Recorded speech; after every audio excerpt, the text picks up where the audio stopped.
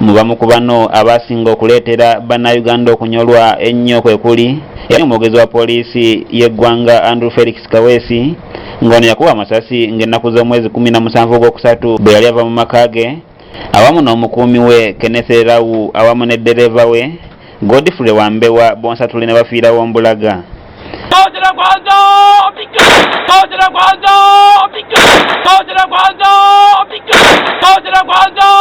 Balala abalumenye eggwanga lino ye munnabyabufuzi Jewashi Sibakyalwayo Mayanja Nkanji ng'ono yafanga ennaku z'omwezi 6 ogwokusatu ku myaka 85 oluvannyuma lw'emirimu egy'enjawulo gye yakolera obwakabaka bwa Buganda awamu ne Uganda okutwaliza awamu. Olwekyo abadde terekero ddene ery'Obuganda n'ery'eggwanga. John Sebana Kizito eyali munnakibiina kya Democratic Party Kayingo yafanga ennaku z'omwezi 3 omwezi ogw'omusanvu ng'ono yasize ogw'enkomerero mu ddwaliro ly'e Nakasero era ng'ajjukirwa nnyo okukulemberamu ekibiina kya Democratic Party wakati wa 2005 ne 2010 ng'ono yaliko mmeeya wa Kampala awamu n'obuweereza obulala bwe yatuusa eri eggwanga lino.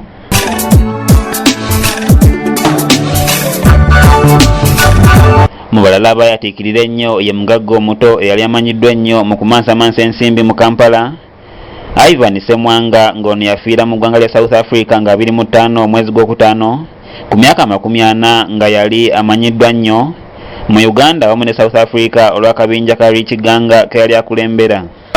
Ivan yatufudde kubanga yabadde ng'avayo najja wiiki namba tuli mu kulya ssente akuwa ku kyokulya ne mulya ajja ne mmolokeza ebbeeyi era bwe tulabirako tazimanyi. Eyali awummula egy'ebyobulamuzi Letitia Uralia Mary Mukasa Kikonyogo ng'ono yali memba mu kkooti ejulirwamu yafanga 23/11 ku myaka 77 mu ddwaliro e Mulago ng'ono ajjukirwa nnyo bwe yali amyuka Ssaabalamuzi w'eggwanga lyattu. Boniface Muyogoma Byanyima ng'ono naye yali munnakibiina kya Democratic Party Kayingo era nga yali taata wa mukyala wa Dr. Kiza Besigye Winnie Byanyima yafanga 16 ogwokutaano mu ddwaliro ery'e Nakasero. Munnamagye yali yaganyuka Sergeant Retired Stephen Sempagala eyali amanyiddwa nnyo nga Sergeant Kifulugunyu naye yafa nga 15 ogw'okuminoogumu ng'ono ajjukira nnyo olw'obuweereza mu magye g'eggwanga lino awamu n'ennyimba ze yali ayimbanga nga ziyimbira bannamagye okubazaamu amaanyi bwe balinga bagenze okutabaala. Omoto wona wa banalinga yeerabira ng'azira emabega. Eyali ssenkulu w'amasomero ga St. Lawrence mu ggwanga Lawrence Mukiibi y'omu ku baasigala ku mitima gy'Abannayuganda ng'ono yafanga lumu omwezi ogw'omukaaga era nga wakujjukirwa nnyo olw'emirimu egy'enjawulo gye yakolera eggwanga lyattu. Eyali omubaka wa paalamenti ewa Moroto Honorable Anne Rogil yafa mu mwezi ogwokusatu. Omubaka wa Toroma County Cyrus Amodoyi naye yafiira mu kabenje ka takisi mwe yali asaabalira bwe yagwa ku kabenje mu bitundu eby'Ekitigoma omwafiira abantu 11 saako n'omubaka omukyalo wa Iganga Hairat Kauda Magumba ng'ono yafiira mu ddwaliro ly'e Mulago e Kawempe oluvannyuma lw'okufuna obuzibu mu lubuto. Mu balala abasinga okuluma bannayuganda mu kitabo ky'okuyimba ye Daniel Mukisa eyamanyika ennyo nga Danis Gumapesa omuyimbi Dennis Rattler awamu ne Dizzy Nuts eyafiira mu kabenje akabula n'okutwaliramu omuyimbi Moses Sali muyite Bebe Kulu. Ate mu balala bannabyabufuzi kwe kuli munnakibiina kya Democratic Party era yaliko omubaka w'e Makindye y'Amaserengeta Honorable Haji Isa Kikungwe yafanga ennaku z'omwezi 5 ogw'Okuminoogumu. Munnakibiina kya UPC yali ssaabawandiisi waakyo Edward Segganyi ng'ono yafanga 2 omwezi gw'okubiri awamu n'abalala bangi. David Sebuggwawo yakusakidde eggulira lino okulwa ABS Television. Ab'enjawulo bakyagenda mu maaso n'okutabukira ababaka baabwe ab'ekibiina ky'akakiiko ekikulu olw'obutagenda maaso na kuwuliriza endowooza z'abalonzi baabwe wabula ne beesalirawo bokka naddala ku ky'okukyusa ssemateeka w'eggwanga. Katubirabe jako akawuuwo.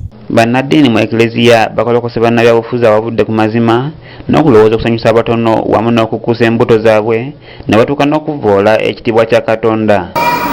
Ennaku zino tukyalina mazima era ogenda okulaba omubaka omutume mu paalamenti takola abantu tebamusingira naye akola kusanyusa pati ye kuba ekyayagala. Ebigambo bino byogeddwa bwannamukulu w'ekigo ky'Ekireka ekisangibwa ku njegoyego z'ekibuga Kampala bwannamukulu Frederick Nkwangu bw'abadde ayimba emmisa ey'okwebaza n'okujjukira omujulizi omuberyeberye Stefano mu Eklezia ya St. Mary's Ekireka. Father Nkwangu asinzidde wano ne yennyamira olw'abantu ba Katonda okwerabira Katonda obutasa kitibwa mu ddoboozi ly'abantu kubanga ddoboozi lya Katonda nga bwe babatuma obutakwata ku ssemateeka w'eggwanga tebakiwulira olwo bba ne basalawo okwekolera byabwe nga balowooza okusanyusa omukulu n'ekibiina kyabwe olwo ne weebuuza ababatuma kiki baali babalowooleza. waliwo obulamu obwama w'obutatawuzi baali balowooza tukwalita mawuka yonna bagamba tutukwatako ate wasuuse n'ogamba tukwate ku kiki nti nze kyamaanyi NRM awo nno andisobola okukatira abantu erifulaki n'enjogera by'abantu. Wano wasinzidde n'asaba abakkiriza okutwala ekyokulabirako ky'omujulizi Posiyano eyeewaayo ku lwa Katonda n'afiirira eddiini ye. Ate nabyomu yenna adakyakoze banakwasobola. Mu ngeri y'emu Father avumiridde ekikolwa ekyakolebwa abajaasi b'eggwanga okufuula cyapo y'Abakristo ekifo ekiriirwamu ate n'okukifuula ekabuyonjo abasirikale be baaliramu emmere wamu n'okweyambiramu wano ne yeewuunya gavumenti okuba nga tennavaayo kwetondera Eklezia. N'ekifulatuuzi ate n'edayini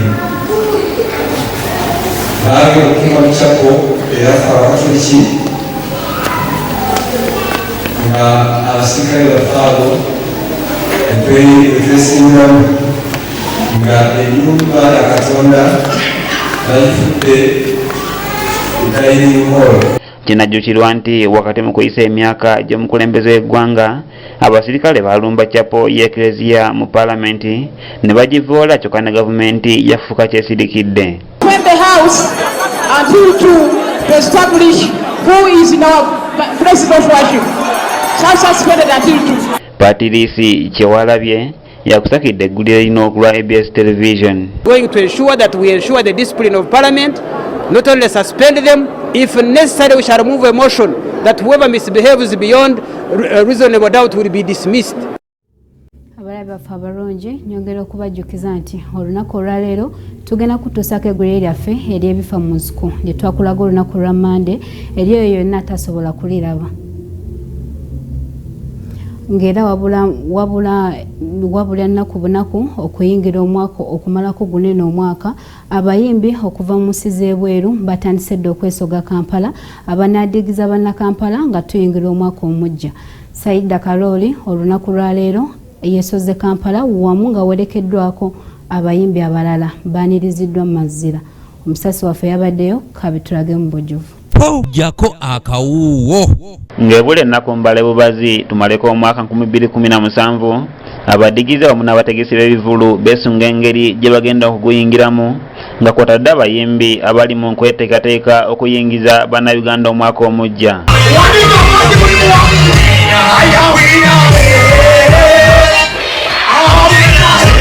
Ng'oggyeko abayimbi abawano n'abo abagenda okuva ebweru beesunze okudigiza bannayuganda nga banono olunaku olwaleero abamu ku bano batuuse mu ggwanga.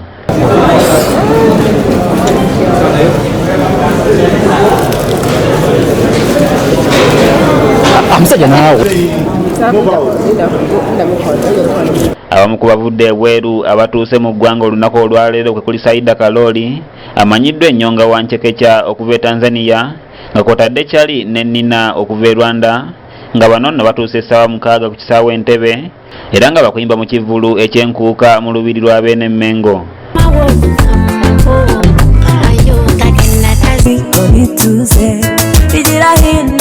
Bano olubadde okutuuka ku kisaawe Entebbe twogeddeko nabo ng'era kye basinze okwesunga kwe kusinkana Ssaabasajja Kabaka basobola okumuyimbira. Uganda timufaayo nze Saida Kaloli wa Nchekekya olwokubanga ntuuse olwokubanga njagala kukuba omuziki olwokubanga tuyagala tuzinire Kabaka tuyimbira Abannayuganda.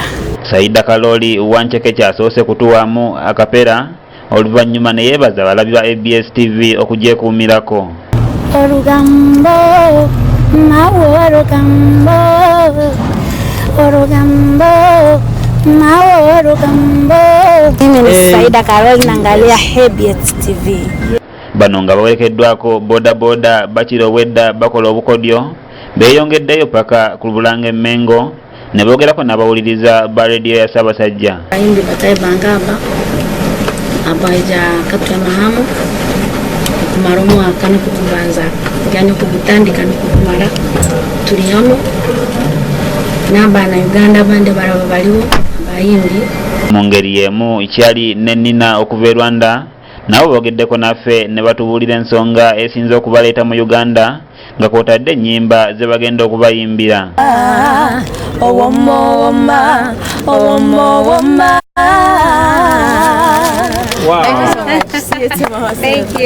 Mukiibi Samuel Okebo yakusakidde eggulire lino okulwa ABS Television.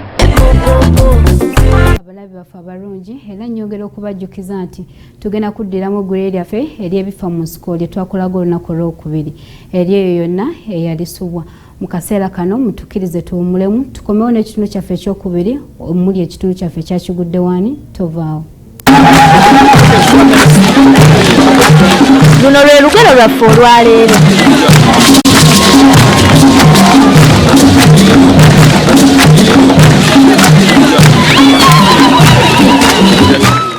Akuyisa enkya omuyisa ggulo. Ulokera kanani kanakubisa tusozo nazo. Nze iraereka. Omulimu gw'omulimu guno nkola njagala. Leta sente.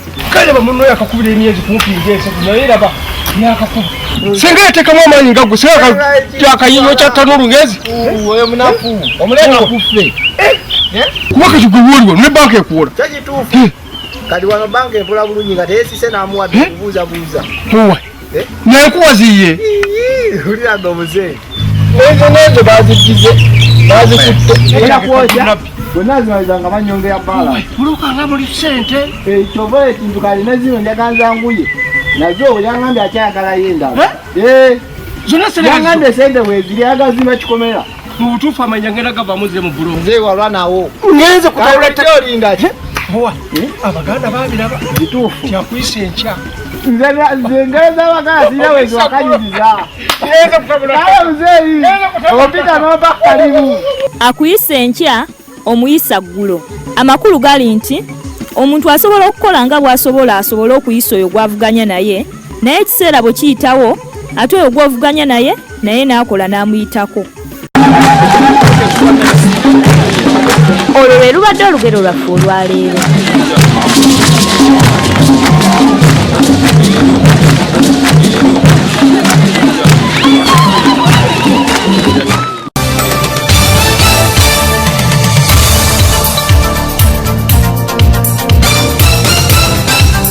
Oli mukulaba Television ABS ekuwummuza ebirowoozo.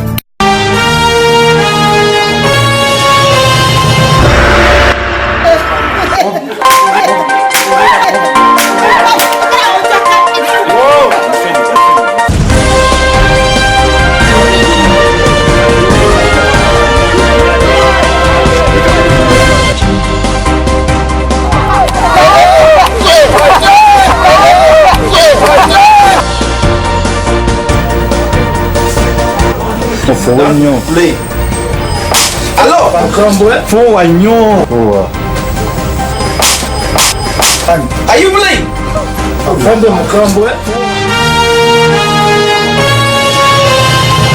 Enyo mukuumulamu mwebale kubeera nga mukyekumiddewo munaffe katuyongere n'ekitundu kyaffe ekyakigudde waani tulabe ate biki ebigalimu.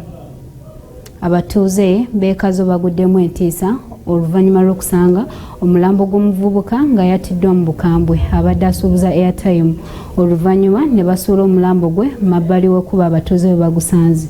Omusasi waffe yabaddeyo kabituwe mu bujjuvu. Jako akawuwo. Entiisa eno ebuutikidde abatuuze ku kyalo Kazo Muganzirwaza bwe bagudde ku mulambo gwa mutuuze munnaabwe Tomu Bakyenga ow'emyaka 45 ng'ono aludde nga musuubuzi wa airtime emyaka 10 n'omusobyo ng'attiddwa mu bukambwe n'omulambo gwe ne gusuulibwa Kasasiro. Ono yafumitiddwa ebiso n'asibwa n'emiguwa mu bulago saako n'okumuteeka mu kutiya ne bamusuula Kasasiro era nga wano waasangiddwa wabaddewo emiguwa engatto, obutambaala wamu n'ebisumuluzo nga bino byonna bibadde bibunya omusaayi. Kigambibwa nti abakoze ettemu lino Bakyenga bamusanze ku mulimu gwe era nga wagambibwa nti we bamusanze wasangiddwawo pikipiki namba UDV 735K nga kweno kabadde akolera emirimu gye ku luguudo oluva e Kawala okuyita ku Northern Bypass. Kino kiwaliriza poliisi okuva e Kawempe ng'ekulembeddwamu omuduumizi waayo Afande Anyu agitwala wamu n'abakulira ebyokunoonyereza okujja okulaba ogubadde boogere pakatya n'atunnyonnyola ebimu ku byabaddewo n'engeri gye bazudde omulambo guno. Abatuuze bankubira nga waliwo abaana balina scrap balabye ekintu mu mwala wakati wa Kayoso Zone ne Muganzirwazzi nga balowooza mbwa ne bakisitula waliwo ekyererezi kyebasuulako kasasiro bageze malo kituusaawo ekiviira okuyirika nga muntu ne bankubira essimu. Abamu ku b'eŋŋanda z'omugenzi bannyonnyodde obudde basembyeyo okumulabako so nga abatuuze bannyonnyodde obumenyi bw'amateeka obususe mu kitundu kyabwe basaba ebyokwerinda okwongezebwamu mu kitundu kino.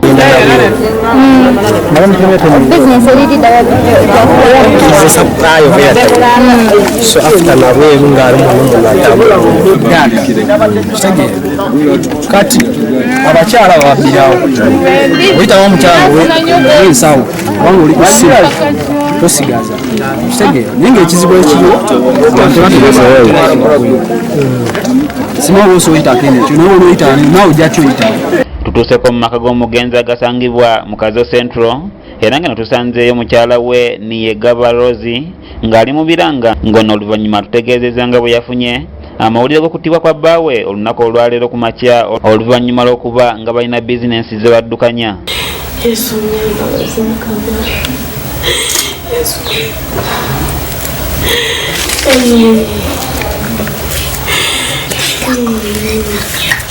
Oluvannyuma omulambo gw'Abakyenga guteekeddwa kabanga lya poliisi ne gutwalibwa mu ddwaliro ekkulu e Mulago okwongera okukebejjebwa nga ne pikipiki ye etwaliddwa ku poliisi okusobola okuzuula abamukozeeko obutemu.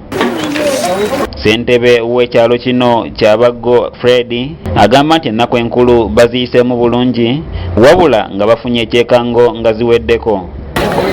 Embeera y'ekitundu okujjako olunaku olwaleero olw'28 tuguddemu ekikangabwa nti baasudde omulambo mu kitundu kyaffe. Ronnie Serwadda yakusakidde eggulira lino okulwa ABS Television.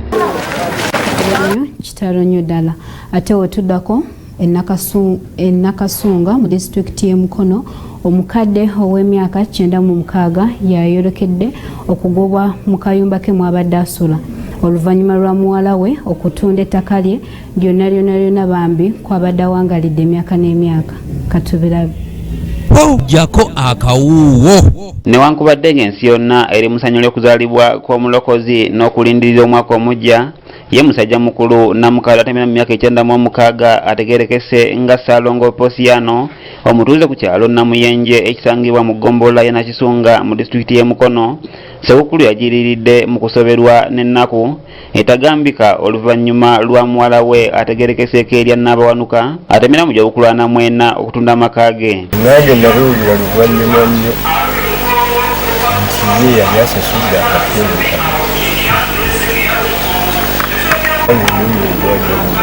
Musajja mukulu nasangiddwa mu lukomera lwa Sengenge yateekeddwa abaguze ekifo kino oluvannyuma lw'okumulekerawo akalyango mwakkirizibwa okuyita okusobola okutuuka ku nnyumba ye.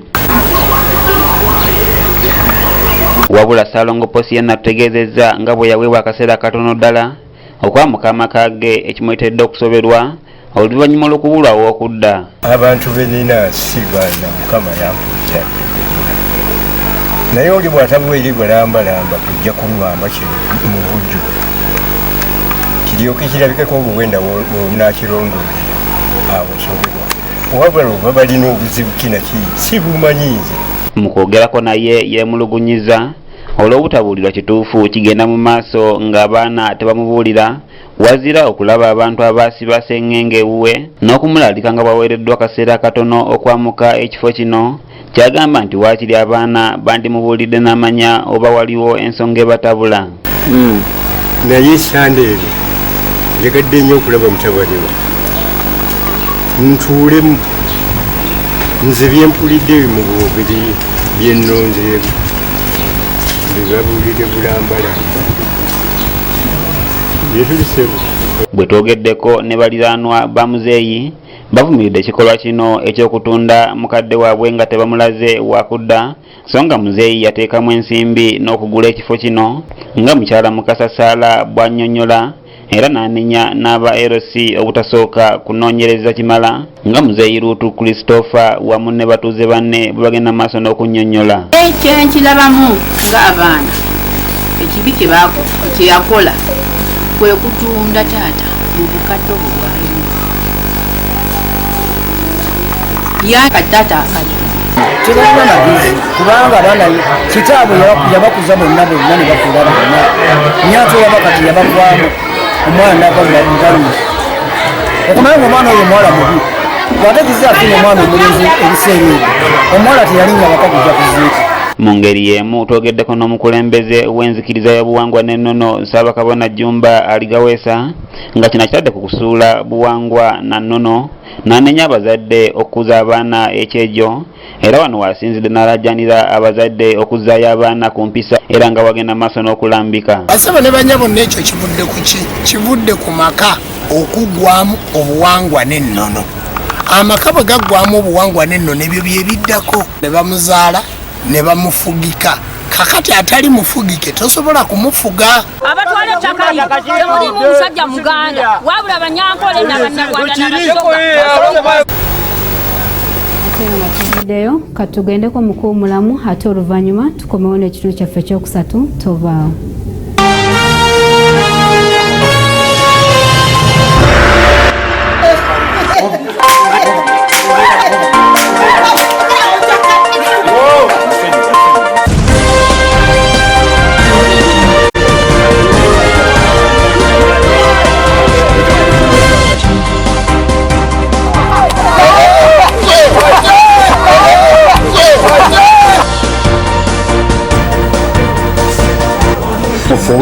Play. Hello. Forward nyo. Are you playing? Mukambwe.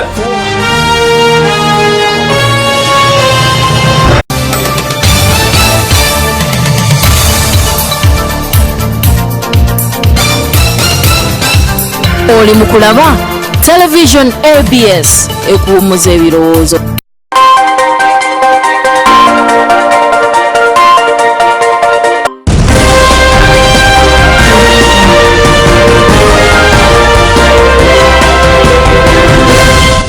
Gakusangirizaawo ganaatera okubaawo oba owulira mawulire kuba bukuba essimu eri ekizungirizi kyakigudde waani wonna wooli kijja kukutuukako.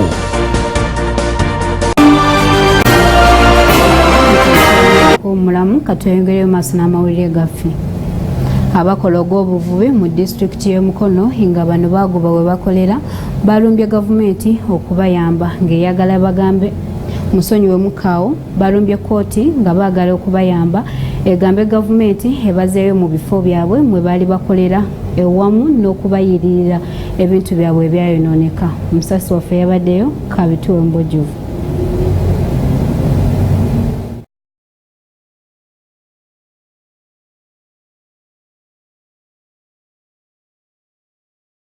James Nwagaba mu kkooti lw'okubagoba ku mwalo kw'ossa n'okubononera ebintu byabwe okuli ebisolo byabwe ebirime ate ng'emyalo gironjiriwo mu mateeka.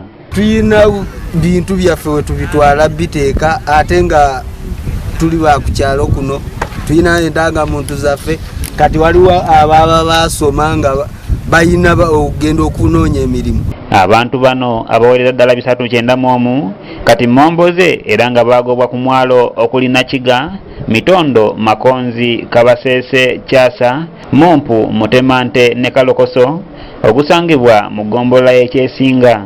Nga batugoba nga batuwa ennaku 5 tuveewo kati ate nga ffe abakolerawo ebintu byaffe ate nga naffe tulinako endagamuntu era we tulondera. Twali tusaba pulezidenti atuyambe kuba nyinako ekibira kyange nyinako ennimiro yange y'emmwanyi mbadde nsaba pulezidenti atuyambe. Abantu bano nga bayita mu munnamateeka waabwe ate nga ye ssentebe wa disitulikiti y'e Masaka Jodi Mbabali annyonnyola emisango gye babaguddeko mu ngeri emu ne ssentebe wa disitulikiti y'e Kyotera Patrick Kintu Kisekulo agamba nti omulimu gwabwe kwe kutereeza abo abalina okumalawo envuba embi so si kuggalawo myalo nga wano nno bakoonya amayumba kussa n'okubba ebintu by'abatuuze. Records ziraga nti abantu nga 3 abaali ba residents bakubakolerayo naye abaali ba residents basengwe ya displaced.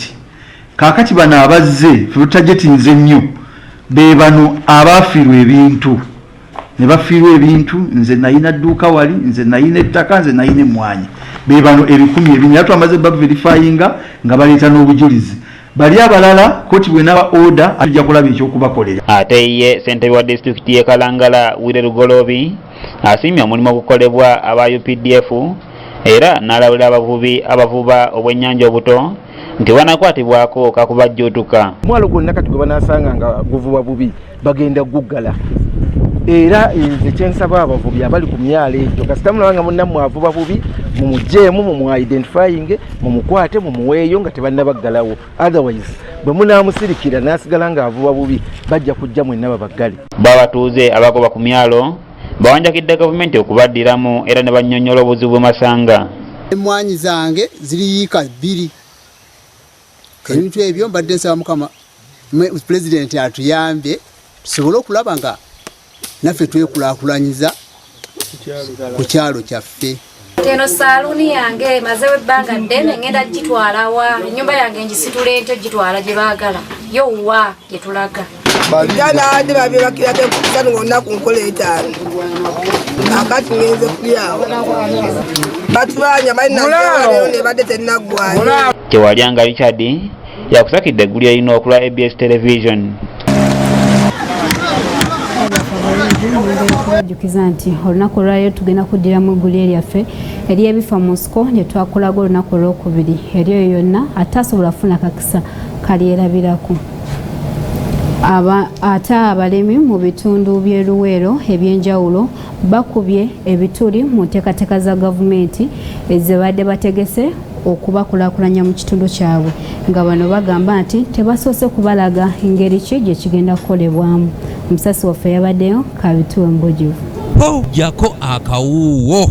Abakola ogw'obulimi mu bitundu by'emikono be bakubye ebituli mu nteekateeka ya gavumenti ey'okuwandiisa abalimi n'ebibiina byabwe mu beegattira enaatera okugibako akawuwo nga bagamba nti abalimi tebamaze kusomesebwa wamu n'okubangula ku birungi ebiri mu nteekateeka eno. Tubulwa emisomo gya gavumenti eno tennaba kutuweereza buyambi bulungi kubaki kubasomesa abayinza okusomesa ekigambo eky'obulimi kyetuyingiramu oba kyetulwanirira essaawa eno. Kino jjukirwa nti gye buvuddeko omukulembeze w'eggwanga lyattu Uganda yalagira abalimisa okubakana n'eddimu ery'okuwandiisa abalimi wamu n'ebibiina byabwe mu beegattira okuviira ddala ku byalo ku magombolola awamu ne disitulikiti ng'emu ku nkola ya gavumenti mwenayita okubayambako. Tumanyi naffe kuba kati tuwaffe tukuba mulanga eri gavumenti etuyambeko tulabe nga tukulaakulana okugenda mu maaso kubanga ekitubulamu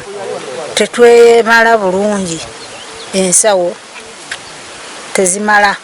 Wano abakugu ab'enjawulo abavunaanyizibwa ku by'obulimi mu disitulikiti y'e Luweero bakakasizza ng'ensimbi z'okuwandiisa abalimi bano bwe zamaze dda okubatuukako era ng'omulimu guno bagenda kutandika bunnambiro. Abalimi b'e Luweero disitulikiti njagala okubategeeza nti tugenda okutandika okuwandiisa buli kyalo tugenda kuwandiisa abalimi bonna era abalimi abo tugenda kubawandiisa batubulire bye balima babulima ku bungi ki tusobole okubateekera. Wadde nga biri bityo abalimi bano naddala bakasooli awamu n'emmwanyi bawakanyiza enteekateeka eno nga bagamba nti weewaawo yandibadde ennungi wabula mpawo kye bamanyi ku nteekateeka eno wamu n'enkola yaayo.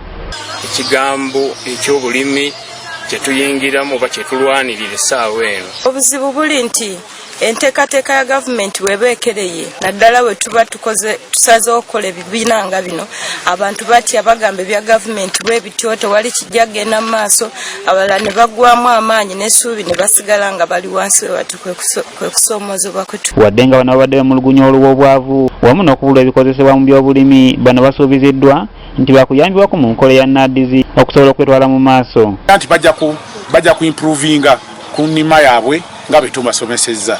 Era ne mbasuubiza nti wa programu ya Operation Rescue ng'ekyagenda maaso nandizi be bamwaka ogujja tuwadde ebijanjalo bakasooli era mbasuubiza okubawaayo ku bijanjalo kubanga eyo gurupu bali gurupu yabeera 5 mu 6. Gurupu eyo nungi nnyo okugisapootinga ku programu za gavumenti era benze nkubiriza walimba kubiriza era bakwane nnyo bale abalala batali ku gurupu yaabwe begateko. Wamunegulye lyaffe eryo katugendeko omukulu mulamu tukomewo n'amawulire gaffe agavudde eggwanga wamu n'ebyemizannyo ne munange Bakishi Muhammad ate awo oluvannyuma tukutuuseko eggulye lyaffe ery'ebifa mu nsiko. Ekikola palamenti luno olwa defense luyina ebizibu byayo n'engeri y'abalukulembera ndowooza engeri abamu gye bava mu poliisi oyinza obbasonyiwa ono Werubaga South Katolu Bwama ndoza baleeta Kiwulenge Kivumbi alina obulwadde ku mutwe obwalayivizimu obwamaalo obutamuggwamu engeri gyakuwira mu zisiraamu z'ekawempe eri ng'ayambala ndaweya double color n'ayambala socks double color ate n'engeri gyabeera ebiseera ebisuso bingi nga bannakiyombekedde bamuwasa nnyo gamba omutwe ne gwonooneka kakati simwewuunya kuba nti ayogera ebigambo ng'ebyekipumbaavu tujja wano nga tulwanirira eddembe ly'obuntu ate gwe n'obaako kyoyogera eyo sisiyeta si byakatemba ate nze nwana naye nze nkuba mukube nze sirwana naye nkuba mukube kuba bukubi ngaya mugaye sina kyenwana naye baleeta Kiwulenge ono Werubaga South palamenti yonna yamweta mwadda era nze okubaako ne mubogolerako kyayambye nnyo n'okumuteeka ku levo waaja naye ng'amaalo n'obugwagwa n'obutoletole bumukutte mu bwongo bwe buti kata kyasobola kubaako kintu ky'amagezi kyayogera. Jakakawuwo gano si mawulire wabula kijjobi. Officers, I've committed no offense. Jakakawuwo.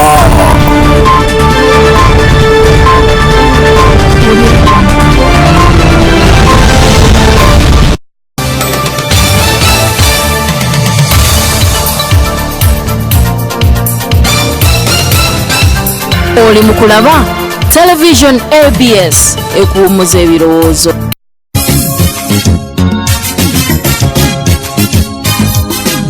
Yingira omwaka ngero oli musanyufu 2018 ekigenda okubeera wano e Kawala ku Revival Christian Church. Abalabi ba ABS mwenna bino byebirabo ebiteekeddwawo mapikipiki motoka byonna bigenda kugabibwa wano e Kawala nga 3 December.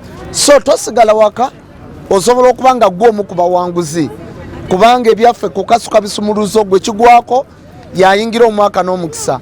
So tosuba 2018 okumuyingira ng'oli bulungi 3 December jangu tusabe ffenna wano e Kawala bw'atamanyiiyo ogenda mu paaka empya n'obuuza ezigenda e Kawala ku kyaki y'omusumba Yiga Augustine era we wano wennyini we tuli jangu tuyingire ffenna omwaka ate era nga waliwo n'essuubi ery'okuva mu bwavu.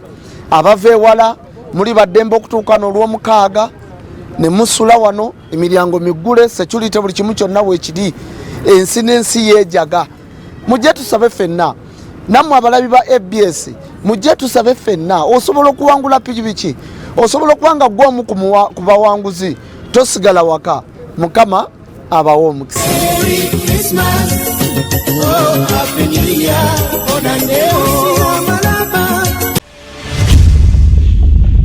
You're welcome to this session, ABS TV Staff Awards. These are the nominees of the year 2017 in the category the Best Female Presenters. We have Carol, Peace, Irene, and Stella. The Best Male Presenters. We have Yale, Marvin, Chikankane. The Best Actors of the year. We have Luswata, Mayanja, Maiti, and Kakoko. The Best Program. We have Muziki, Sports, Namwatulira, Chicho Lifatewera Bide, and Mukalakasa. Best new presenters, we have Hillary, Yali, Julie, Lisa, and Bash. Best drama actress, we have Mabel, Nantondo, Namatovu, Nakaiza, and Daphne. Best camera person, we have Abdu, Ranks. Best producers, we have Derek, Farouk, Segi, and Ranks.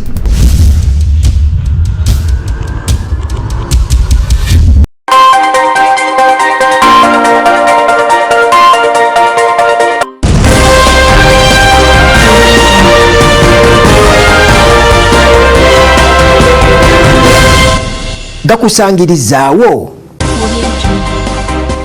ganaatera okubaawo oba owulira mawulire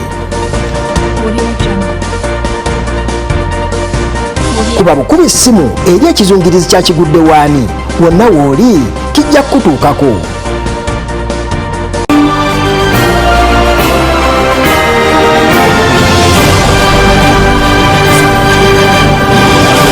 agavako mu nsi z'ebweru omusomi omwe Bakshi Muhammad. Abantu 49 be bafiiridde mu bulumbaganyi obwakoleddwa ku kyalo ky'abashia mu ggwanga lya Afghanistan nga era kino kiteeberezebwa nti Abataliban be babadde emabega w'obulumbaganyi buno. Katubirabe mu bujjuvu.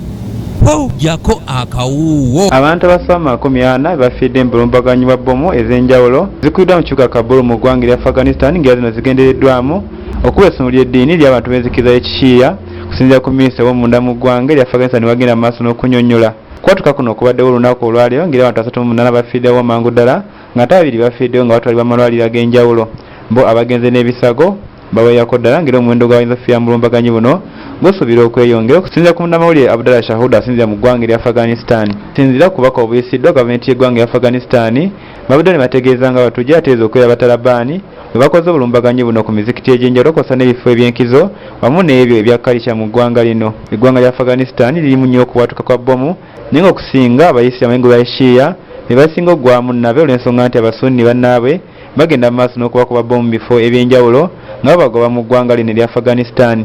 Kiteeberezebwa nti Abatalabani bayambibwako Islamic State in Iraq enongerwa n'ey'amawanga okuli Afghanistan, Pakistan, Iraq kw'ossa n'eggwanga erya Yemen. People at the Cultural Center were looking back and remembering a dark time or Black Day as it's called in Afghanistan. N'ekitundu kyaffe ekyo katulabe ate ebiri mu by'emizannyo olunaku olwaleero. Ttiimu y'eggwanga eya Uganda Cranes kyaddaaki efunye omutendesi omuggya nga ye Sebastian Desabre okuva mu ggwanga lya Bufaransa ku ndagaano lya myaka 3 era ono atandikiddewo emirimu gye olunaku olwaleero. Ono omutendesi ayanjuddwa Edward Watson akulira emirimu mu FUFA. Katubirabe mu bujjuvu. Jako akawuwo. Akakiiko akaddukanya omuzannyo gw'omupiira mu ggwanga akafufa kuva House Mengo kanjudde omutendesi omuggya agenda okudda mu bigere bya Micho ng'era ono munnansi w'eggwanga erya Bufalansa ng'ayitibwa Sebastian Desabre. Ono aweza emyaka 41 egy'obukulu ng'era aweereddwa endagaano ya myaka 3 ng'era baakumyukira Matiarole ne Fred Kajoba ng'omutendesi wa goalkeepers. Moses Bassey abadde kooki ku ttiimu y'Uganda Cranes ow'ekiseera agenda bba ayongerayo okusoma kwe ng'era FUFA agenda bba ekola ku nteekateeka zino zonna. Kubanga akola n'omwami coach Matiarole, omwami Fred Kajoba nga goalkeeper trainer n'abalala naye nga mu by'ekikugu be babiri bagenda okuba nga akola nabo. Edgar Watson abudde nakakasa nga alina abatendesi abasukka mu 10 omuli bannayuganda 5 abasobola okutendeka ttiimu y'eggwanga naye batuukidde ku nkomerero nga Sebastian yayiseemu okuba nga afuuka omutendesi omuggya agenda okudda mu bigere bya Micho. Sebastian atendeseko kilabu ez'enjawulo mu Africa okuli ASEC Mimosa, Wydad Casablanca, Club Desportivo Liboro ng'era mu kiseera kino atendeka Ismailia mu ggwanga erya Misiri. Saina Sifi yakusakidde eggulire lino ku ABS Television. Mukulika enyo mu bitundu byaffe ebyo ne munnange Bakshi Muhammad. Ate tukomyewo n'eggulire lyaffe ery'ebifa mu nsiko nga bulijjo. Oli eyo yonna ate asobola kuliraba olunaku olwokubiri ate olirabe bulungi olinnyonnyoke wamu tuwulire ne ku ndowooza zammwe ki kye mwogerako ku ekyo. omusajja eyatabula maama n'omwana oluvannyuma lw'okubagatika ababiri bambi. Omwana maama bulijjo awulira nga bamugamba nti waliwo omusajja muwala apepera ne bbaawe nga tamanyi nti n'omuwala we wabula yagwawo ekigo. Oluvannyuma lw'ogenda okulaba nga bamutemezaako nti waliwo akafo akamu ke baliko, agenda okutuukayo nga muwala we yennyini gwe yayonsa ku bbeere lye ate yali ne bbaawe. Katubikulage mu bujjuvu. Ebifa mu nsiko mujjako akawuuwo.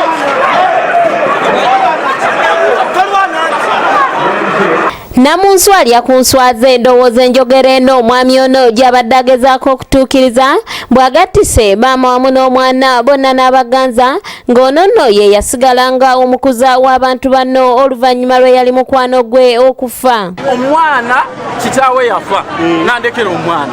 Kigambibwa nti omwami ono mukwano gwe bwe yafa yakwasibwa obuvunaanyizibwa obw'okulabirira famire eno nga n'ekyavaamu ate kugwa mu mukwano ne namwandu era ne bamala ebbanga nga baagalana, kyokka ate laba bwe yeegomba n'omuwala mulekwa ng'ono yali mwana w'omugenzi gwe yalekera yali mukyala we bombi n'abaganza, wabula nga bano bombi buli omu abadde tamanyi nti mujja wa munne. Omukyalo ono namwandu agamba nti yasooka kuwulira ŋŋambo nti bba ono bamulaba nnyo n'omuwala n'aziyita eŋŋambo okutuusa lwe yafunye eyamubagulizaako nga bwe balinako loogi emu mwe bagenze, ekyamuwaliriza okuddukira ewa ssentebe eyasitukiddemu ne bagenda ku loogi eno gye bakwatidde ababiri bano. Bba wange abadde bba wange yajjanga mukuza nankwana nenzikiriza katubaddewo nga bba wange. Omwana ono ategeeza nga bw'atakimanyangako nti nnyina n'omwami ono omukuza waabwe baagalana, ng'era agamba nti yali talabawo kiyinza kubaziyiza kwagalana. Katulabe ebyaliyo.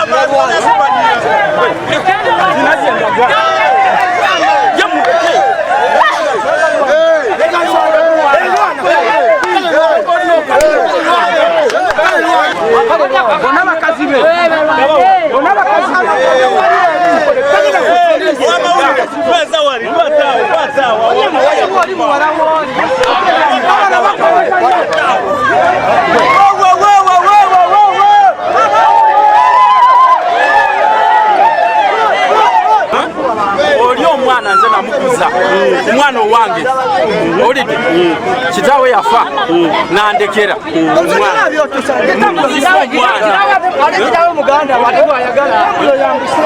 omwami yeeganye ebyokuganza omwana ono ng'agamba nga bw'abadde amututte mu kifo kino ekisirifu ayongera okumunnyonnyola ku nsonga z'ebintu byabwe kitaabwe be yabalekera. Omwana kitaawe yafa nandekera omwana kati oyo mukazi wange kati oyo mukazi owange abaana nze mbakuziza kati abaana batandise okumbuza ebintu bya kitaawe essaawa yonna nze nina okubeera naki n'abaana ntabudde n'omwana nti jangu tutuule wano nkunyonyera ebintu bikwatagana ki ebintu bya kitaawo era essaawa eno bansanze nga ndi kunywa byakyama ebintu byakyama tusobola waliwo omwana gye bampa endagaano ya miti ono omwana gye oba olina okukola ki okubuulira ebintu nze sinagyendaga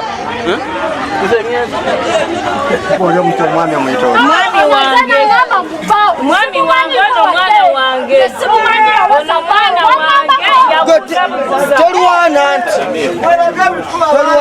yakuza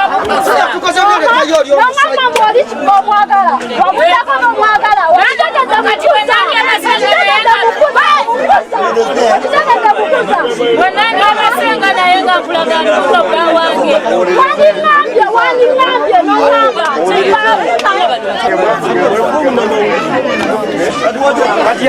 gwamu akwatiddewa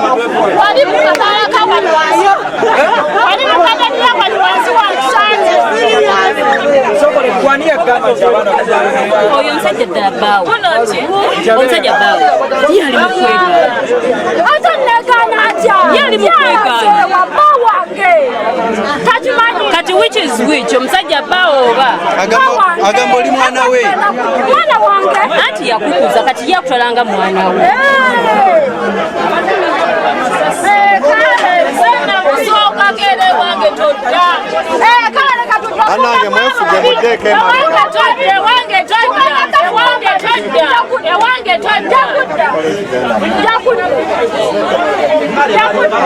ono oli mujozi naawe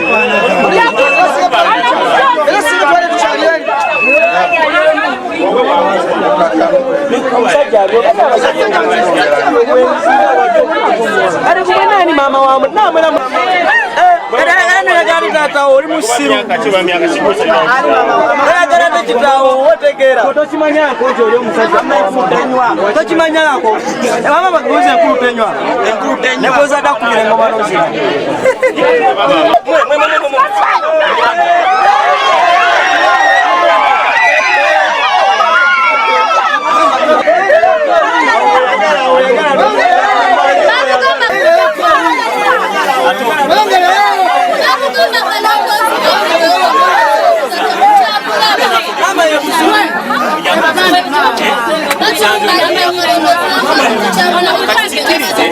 Walero bale tumumanyi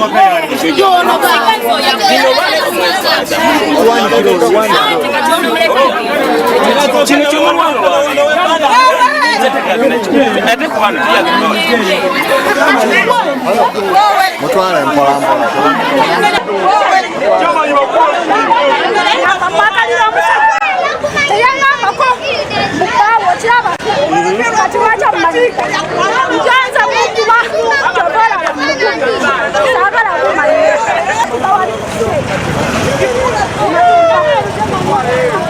mama n'omwana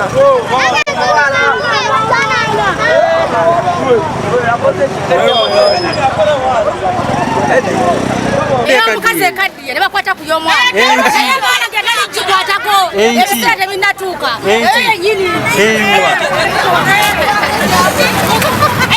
toga temukiwunyako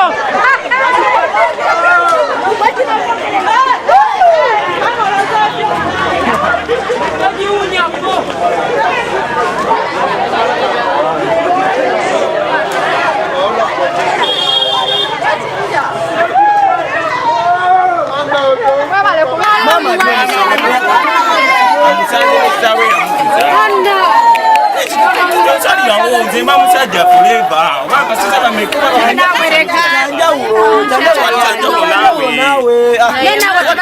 osobola okuwasa muganda we naawe alina okuwasa kyekyo ono muka kitawe yamukuza owulira bwe information bwogiyina zinjijjemu oli agambye ono muka kitawe yamukuza bw'abanga nze kitaawo nze nakukuza bwemba nga nze kitaawo nze nakukuza tosobola kunsalira okwanikwa enjagala onaba maama wo nawe leka nawe twaleero bwebuba busiru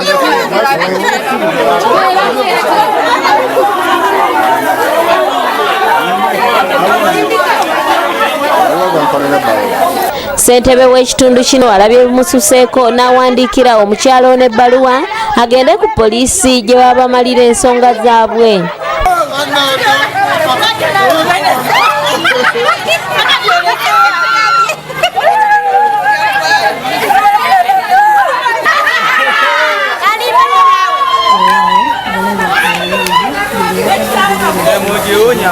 Famusiko lyetwakulaga olunaku lwa Mande tusobola oddikudiramu olunaku luno eri eyo yonna tasobola kuliraba ate agezeeko okulyekenneenya.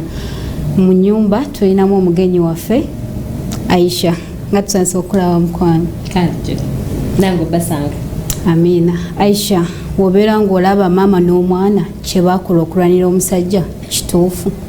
Well, mu ndowooza yange ekisookera ddala kino kigenda eri ffenna abaana.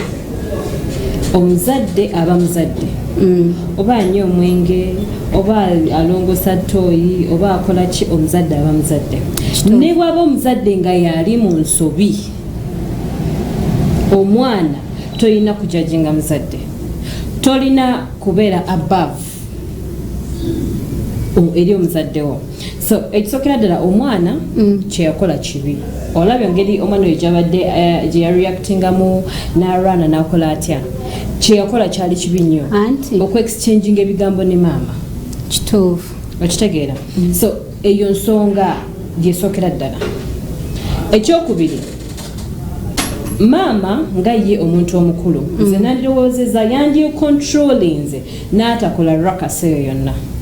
Kituufu. Okitegeera nti kiswaza ye nga ye omukyalo omukulu ekitiibwa kye babeera bakyonoonye kiba kifudde. Olwana otya ne omwana olw'omusajja, omusajja gwe walaba ate nga si yazaala ne oba nkugambye nti nsigamba nti alinako oluganda ku bugenzi nti oba ki, naye ate n'alwana nani n'omwana we. Eyo rakasi yali mbi nnyo. Naye ate omuwala tetumunenya kubanga naye teyakola ki, teyamanya. Siganye omwana teyamanya, naye the whole thing is that okulwanira mu bantu n'avuma maama. Nze nzira ku sayidi ya maama kuba ndi muzadde. Kituufu. Okitegeera? Kiswaza nnyo bwenkeera enkya ku makya Gabi n'ayagala oba tugeze omwami gwe mba njagadde Gabi n'akola ki? Ekisooka aguma wano. Kituufu. Aguma wano. Naye omuwala ndowooza yayagala kwekaza olw'ensonga yategera nti yali mu nsobi. Oli maama we Julie. Tobamanya abawala b'ennaku zino kati ndowooza olwamugwamu ate kirungi naye nga ayagala taata we yali amwagala. Abaana b'ennaku zino singa tuddayo ku baana b'edda ensi yaffe yandibadde ntebenkevu. Kituufu, naye kati ku mulembe guno buli omu akola bibi. Kati tukole ki olw'okuba mulembe guno bwe tunaasiwuka empisa olw'okuba mulembe lw'okuba.com? Anti era tebalina kyakola, abaana balina tuulanga bo ne beebuulirira muli mutima. Era ffe tukulidde bw'oteebuulirira oweekanga ogowenze astre. But all in all, Julie, maama yes ali mu nsobi. Okay? Naye ate edda Simulenya yalina obusungu. Anti ekibi kya maama. Era blame still egenda ew'omwana n'omwami. Because Julie nze naliwo ku singa tugenzeeyo ku kyalo ekyo nga tulina ensonga ndala nnyo zetugendedde wa chairman oyo. Okitegeera? Abo abantu bwe bajjira omukyalo oyo najja kugamba nti tuwoleki? Nedda Aisha. So I knew the whole story. Omwami yali mu nsobi. Omwami naye yali mu nsobi, naye ate ne maama yalina ensobi Aisha. Wobeera ng'otegedde yes tino omwana ayagadde taata we yali mukutte n'atamuswaza mu bantu bonna nagenda kyovola n'omwana yamuddiza. Julie kyovola bangambye ensobi ya maama eryawo wamu wokka nti yateeka rakasa oyo yonna yenna muki mu bantu, naye ate munenye empola naye talina musango Aisha. Munenye empola lwansonga obusungu bwakola ki? Kituufu bw'obusungu tebwesigana ye. Omwana oyo engeri gye yaddamu eri maama we na reacting ewa maama we, nange kabenzi omwana wange ng'akedde ku makya na reacting bw'atyo. Of course I'll slap you. Katuulize ku ndowooza z'abaleebe baffe. Ebasebo. Kale sebo nawe bale kulaba. Togerako nani ono? Oyogera ne Adamu Masindi. Obadde otesa ki ku mulamwa gwaffe? Ye omwana oyo n'omusajja be bakola ensobi. Kubanga omusajja yakitegeera mbuno yakwana maama w'omwana. Otyo tumuluuzirize katufuneyo essimu endala naye ate Aisha olaba maama teyalaga musajja ntino teyalaga mwana ntino baagalana n'omusajja engeri gye yali omukuza nga wa family kati baleka babikola mu nkukutu kati ate abasajja nga obamanyi ate era nayagala akole ki tetuganye teyalaga mama singa teyali wavunanyizibwa teyandigeze wa chairman kubanga nze kome naliwo ku sen omukyalo oyo yajja n'agamba chairman omwana wange ayagala bba wange ali mu kifo bwekiti ne bwekiti singa teyali wavunanyizibwa teyansoose genda wa chairman kitufu. Hello ali ku ABS TV. Hello. Je baleko sebo Abalungi balekuweereza. Kale sebo nawe balekulaba twogera nanyo ono tulogota kene simusasire Kanyenya. Obadde otesa otya ku mulamwa gwaffe? Nteesa bwekinze nga nze nze nange ndi kusaidi ya maama azaala omuwala nga nze Kenneth Musasire Kanyenya. Yesebwa otya? Nze nteesa bweki obuzibu tunagifa tuzala abaana tusuka babuulirira tusembeza nnyo abaana naye bitubabulira biba bitono nnyo olw'ensonga taata wabanga yakuza omwana ono maama teyafaayo kubuulirira muwala okitegeera yamusembezanga nnyo n'atamubuulirira mu mbereewo nedda sebo kubanga maama yandikabe muwala we tunono taatawo ati teyamulaga naye teyafaayo mugamba kituufu nti owange ono yekitaawo yakolanga byakoze eki yasanze ate n'omwana mukwana kitaawo tya omwana mukwana kitaawo tiyamanya tuba taata bawa maama kituufu nnyo ekyo kubanga maama tiyagamba mwana ti oba wange era nze omuwana ne bali simunenya olw'ensonga era wakuba ekyasinga okunyiiza munene ggulire mwana kuba maama we omwana simutuufu kuba nnyina banange kyatulumanyo naffe simutuufu kubanga omwana kati agenze n'ebikolimo ebingi maama yakoze eki buza bagenda kumawa bannange naye abazadde tweddeko tubuulire nga abaana ng'obudde bukyali nange kinoma nnyo owuliranga abaana ekitufu omwana mutuuze mukunganye oba olina mukaku oba olina musanvu kunganye abeeko ne bebategeera nga gwe mama gazudde mukama kuno bakitaawo naffe abasajja fenyitweddeko tubuulirire nga abaana so sibyakulinda ati mwana kola nsobi atogambe nti omwana yangwiridde mu kintu obanga nsiba nansobi obula nze kitaata nze n'okubuulira omwana maama nze nina okubuulira omwana tuteme kunenyanga abaana tuteme kunenyanga abaani wabula fenyinyifa balina okubuulira abaana bali mwe bali kuweza promota Kenneth Musasire kandi Kanyawe netulidde okulanga ndaba ABS TV kugulire kansembeyo kino omwami yagambye tubuulirire abaana naye ate tulina kye tuyita common sense. Omuzadde teweetaaga kubuulirira nti omuzadde olina omuwa ekitiibwa. Aisha abaana b'ennaku zino tobamanyi. Togamba nti ng'abaana b'ennaku zino tobamanyi. Kyo common sense gwe nkugambye. Kati gwe okukola ekyo n'okikola mama. So akikola naye buli omu alina endowooza. Bala kigamba nti mama wo tolina kukola bw'oti. Aisha omusajja yagenda wala obategeera. No ng'ovudde ku by'omusajja. Omwami yagambye tubuulire yes abaana tubabuulire naye ate omwana kale tumunenyemu katono nti mama teyakola ki teyamugamba naye nze issue yange ku mwana eri nti yavuma mama we n'amuswaza yandigambye mama oba tugende waka tukole tutya naye ne mama okureactinga bwatu byonna kuba she was calm nagenda wa chairman all the way ne bagenda mpaka wa mu kifo mwe baali yali calm naye omwana nakola ki na reactinga bwatyo then the blame esinga egendere omusajja oli omukuza ye yagatika abantu yes atenga akimanyi mama nani n'omwana ye blame then mama nze ya mama omwana ne bayandikoze byonna bya nampuma nakola atya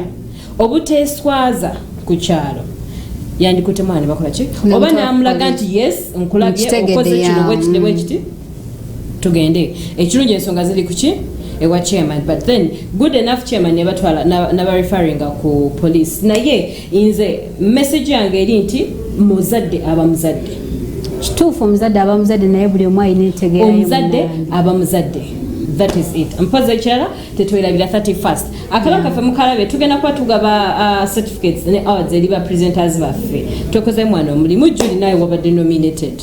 Yeah, thank you. Wabadde nominated.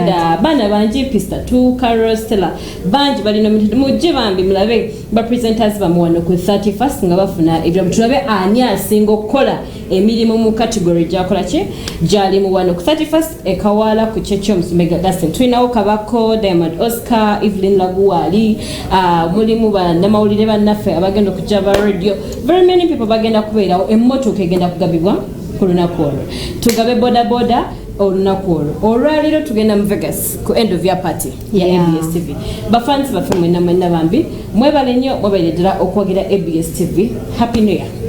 Okay, tweyanziza endowooza zaffe mujuwudde endowooza Aisha tweyanziza nnyo tweyanzira gega gabadde amawulire gaffe agajjako akawuuwo olunaku olwokuna musule bulungi mweraba.